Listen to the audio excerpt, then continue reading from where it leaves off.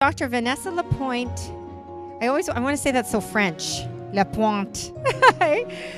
Vanessa Lapointe is a registered psychologist whose passion is in supporting parents and other big people to see the world through their child's eyes. She is a Huffington Post parenting blogger and author of the best-selling book, Discipline Without Damage. I think that might help answer that question up there. How to get your kids to behave without messing them up. I think it might be too late for me. As a mother of two, Dr. Vanessa strives not only professionally, but also personally to view the world through the child's eyes. You know, one of the things that I think is the most valuable about wondering how children grow up in the best way is to really think about the interaction between what the child brings into the world and what the people around the child bring to the child as they grow. And so when I think about myself, I remember very fondly the stories that my parents have told me about what I was like as an infant right on up through my childhood. And both of my parents will tell the story now to anyone who will listen, that when I came out of the delivery room, there was a group of my parents' friends waiting in the hallway to meet me and say hello. And my parents are absolutely convinced that as I was brought out of the delivery room and presented to this group of people in the hallway, I flashed them my biggest, best grin. And here I am at 41 years of age, I think still routinely going through life with that big grin on my face and connecting with human beings in the work that I'm doing.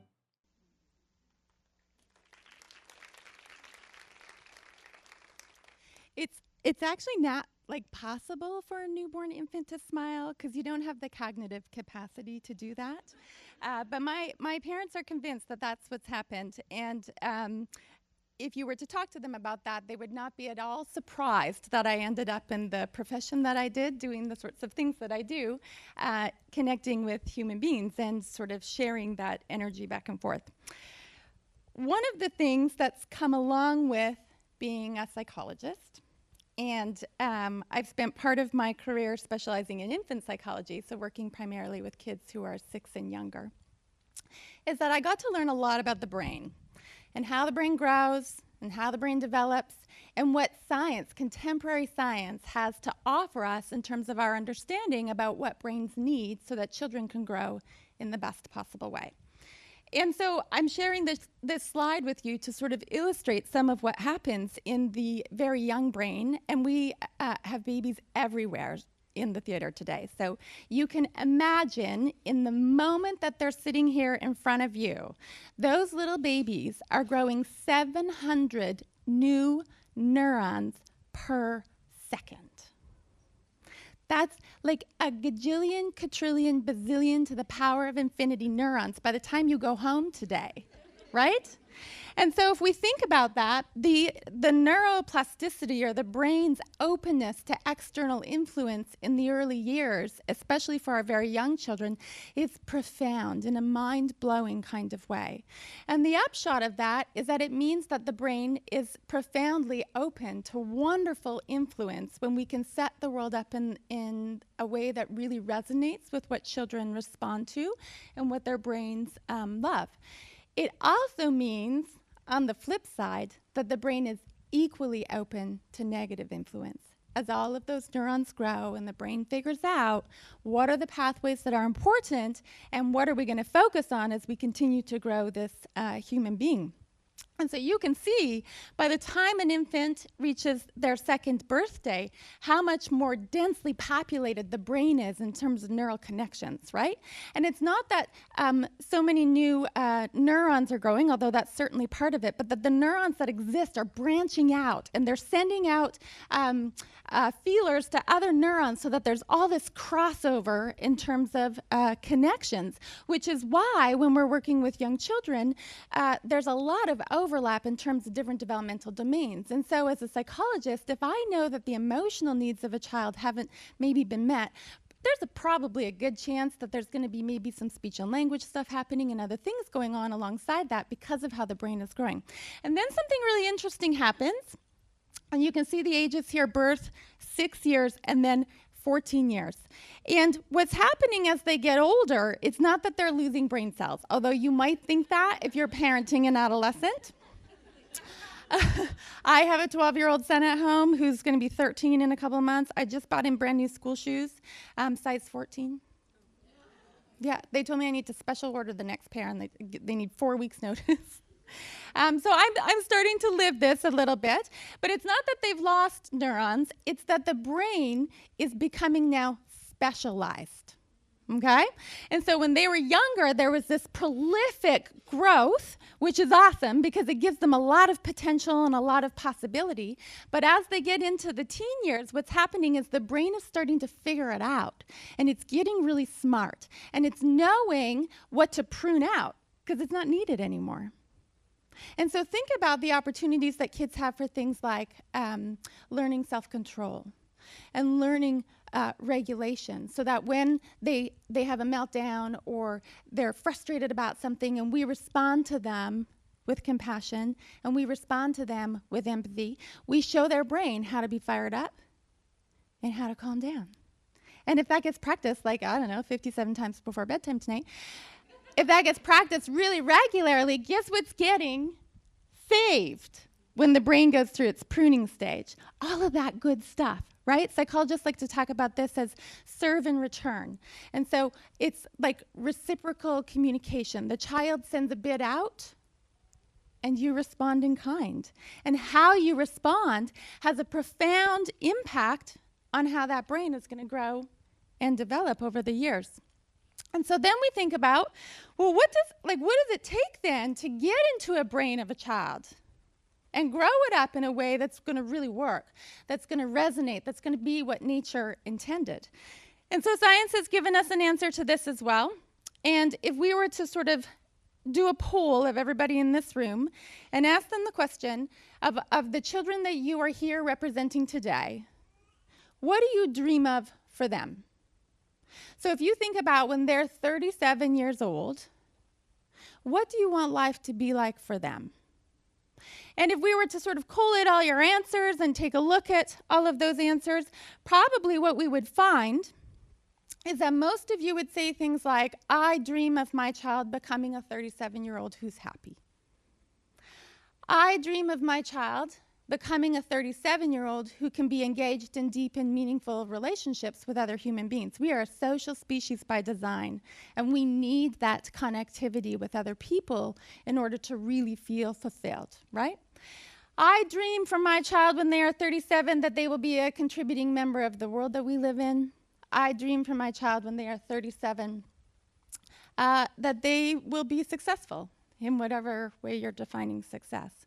So if we think about all of those dreams, and that these are the dreams universally we hold as parents for our children, and then we wonder, well, how do you grow a brain that's going to do that, right? So like, what's the trick to that? There was an article published in a very prominent journal about 11 years ago now that sort of set the research world on fire in terms of our understanding of how you do that. And this water bottle is rounded on the bottom. And I see your computer sitting there. I got it. I'm here for you. I can feel it. I feel it all around. So if we think about how we're going to grow that brain, we're going to grow that brain based on what science has told us. And this amazing article that came out about 11 years ago, it set the world on fire in terms of child development and what we know about brains and how they grow in the best possible way. And basically, the bottom line was that it was a research study looking at children who had been maltreated, had been brought into foster care, and were placed in what they called treatment homes. They were homes where the foster parents had been brilliantly trained in the art of loving children. So they were attachment-focused foster parents who knew how to regulate, who knew how to respond, who knew how to structure days and make them feel safe, all of those kinds of lovely things. And what they found is that when incubating in that kind of an environment and marinating in that kind of compassion-based care, those kids' brains changed profoundly. The way they measured it was by looking at their signs of stress, the level of cortisol that was floating through their veins, which is toxic to the growing brain. So we need to get in and underneath that for kids that are struggling that way. And that was what had spurred this study on. And so what they found is that if you can love on kids, that actually reverses the effect of that. And it's getting down into the regulatory core of the brain and wiring it up in a way that really works for kids. Wiring it up in a way that's going to grow them to become that 37-year-old who's happy and successful, able to engage in meaningful relationships, able to give back to the world. Guess how long it took for them to rewire those brains? 3 months. Which is crazy and so amazing in terms of what the developing brain is capable of, right? And so if you can do that, you can get to a child's heart, you can get to their brain, you can fill them up with all of this amazing goodness that literally will get laid down in their neural track and become physically a part of how their brain is shaped, and thus how their soul and their self develops, right? So that's cool. And it's with all of that kind of knowledge that I came into my own journey as a mother. And I think sometimes when you think about, oh, well, she's a child psychologist and she has 2 kids and they must be really awesome kids. They are. They must be perfect. They must do really well at school. They probably never fight with one another. They probably never backtalk to their mom.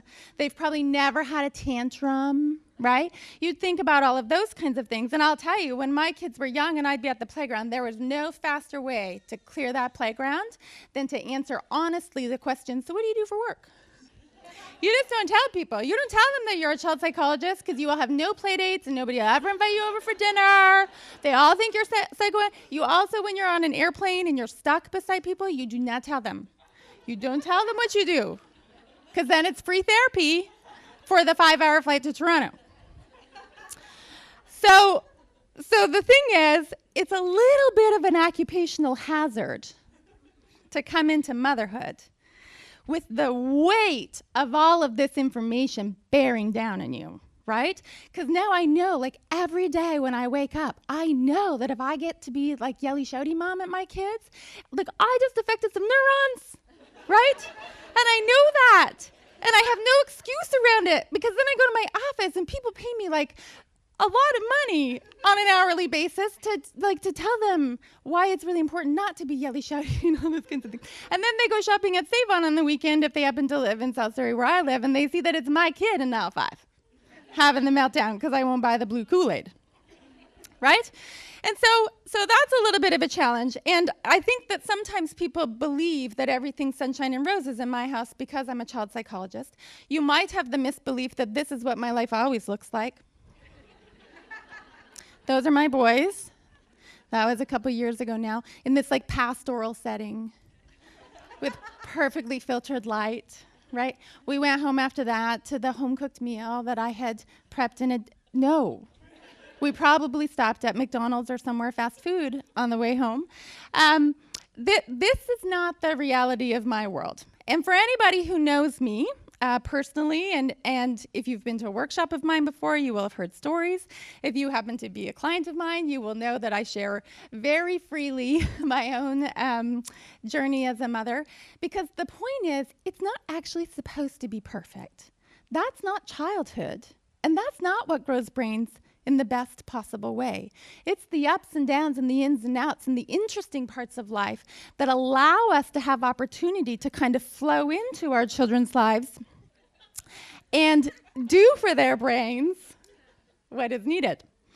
And so with all of that information, you might think that I would have thought long and hard about taking our youngest son to Disneyland when he was 5.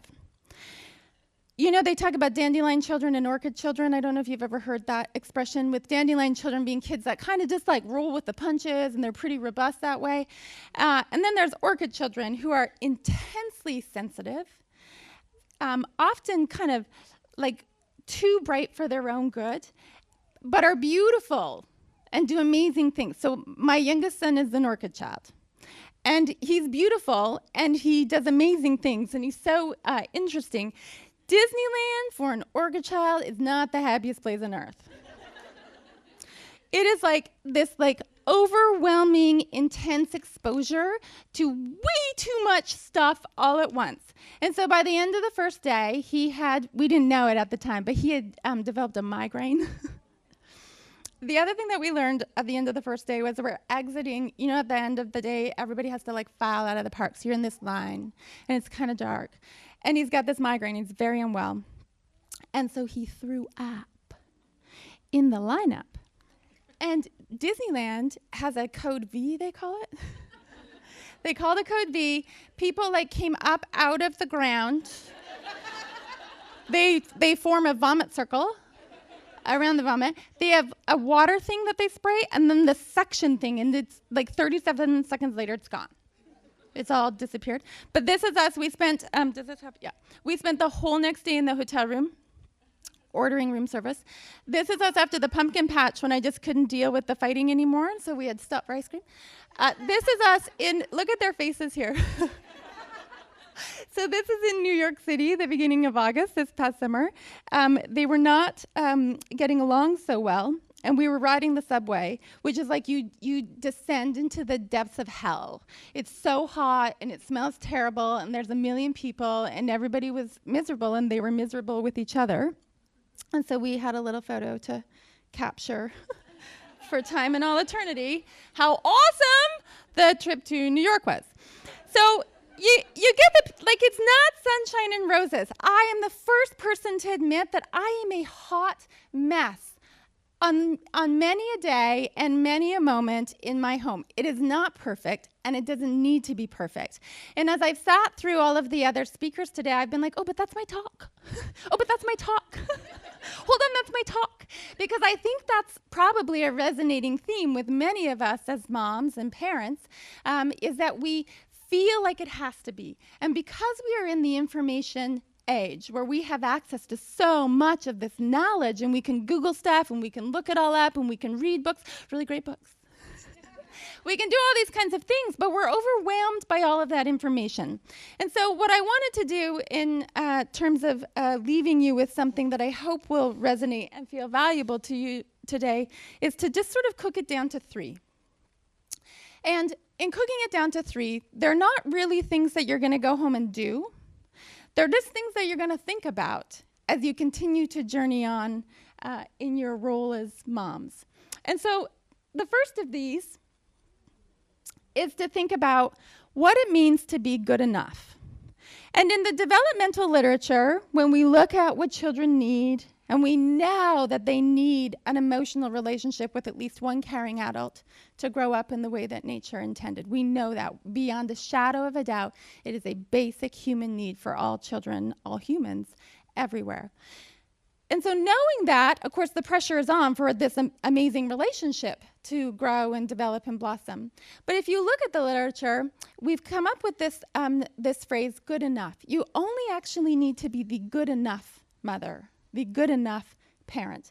And in fact, scientists have gone so far as to quantify what does good enough mean.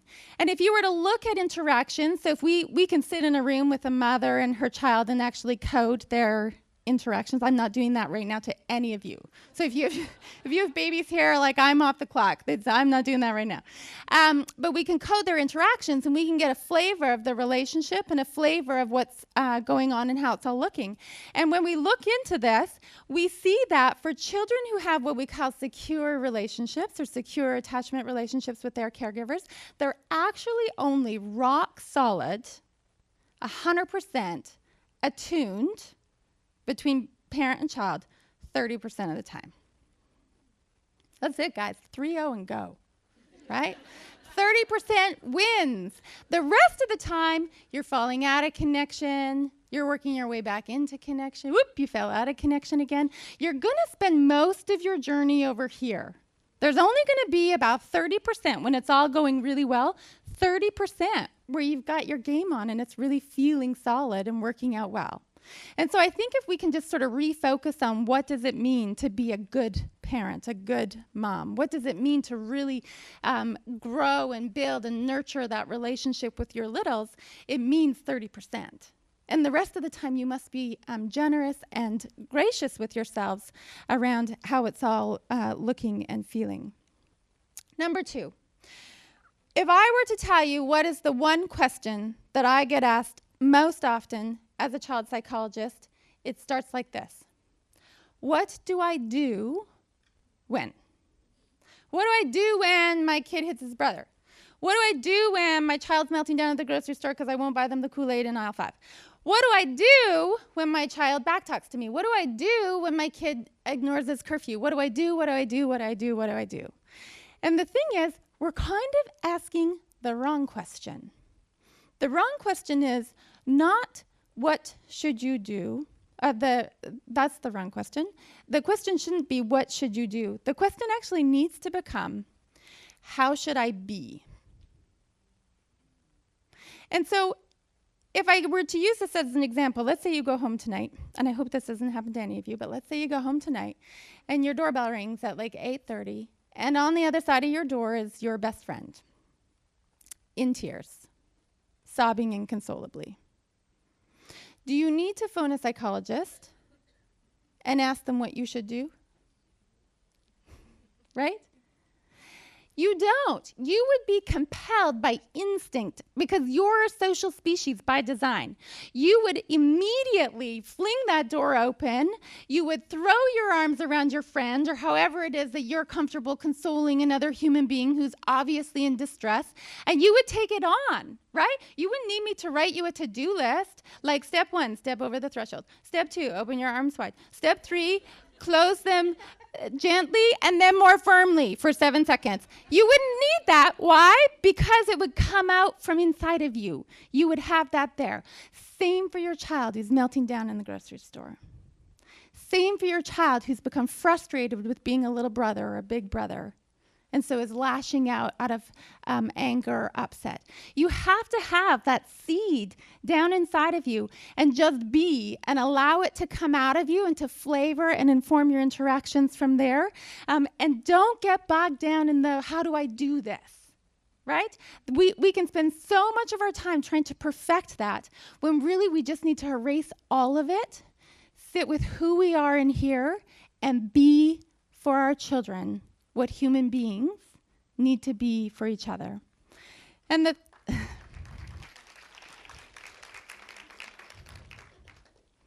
then third and finally is to honor the soul. And I think sometimes in all of this we miss the fact that we have souls too, right? We're very intent and focused on growing up our children. And as I was talking about just being, we need to honor their souls as part of that. But you have a soul as well. And inside you, and as part of your soul, is your inner child.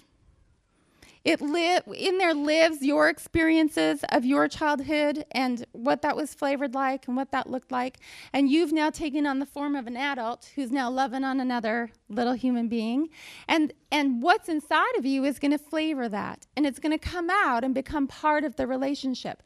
And so honor that and look to yourself and understand first if you have some awakening to do with your inner child. Hang with me, it's not group hug time. I think people get worried sometimes that it's going to get too psychodynamic. But you have to say hello to that, and you have to honor that, and you have to know that it's real. Similarly, adult temperament. If you're a really shy mom, that's okay. You don't have to become this magically gregarious social mom that does all of these play dates and interacts all the time with other parents if that's not honoring your soul, because that's going to deplete you and empty you. And so think about how do you honor your soul as much as how do you honor the souls of your children? How do you respond to them in kind? How do you have them experience you as the kind of big person who gets them? The kind of big person who has their back, the kind of big person who's picking up what they're putting down, and as a result of understanding them to the depths of their soul, that you're altering your way of being, that you're responding to them in kind, that you're working to set their world up in a way that you know is going to resonate with their needs as their own unique individual souls and human beings. And so let's do away with the to-dos. Let's do away with the magic lists of how we're going to get this done. And let's just bring it back to the reality that we are human beings. We are a social species by design. When you've heard other little babies in here start to fuss, today. And you know how some of you will turn around and you'll start, you know why you're doing that? Because you're wired. You actually are compelled to ensure that that little baby's being taken care of, right? The reason people complain about infants crying on airplanes is because we are compelled to make sure infants are okay.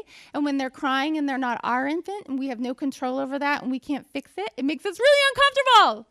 And so then we complain and don't want to be seated near them. Not we, as the mom tribe, but the world out there. And so the idea is that we are a social species by design. You do not need anybody to tell you how to do this with your children. You just need to sit within the core of who you are as a human being and let that come out of you. And so if I can leave you with one parting statement, it is that I have a profound belief in all of you because you are human beings who are mothering children. You've got this.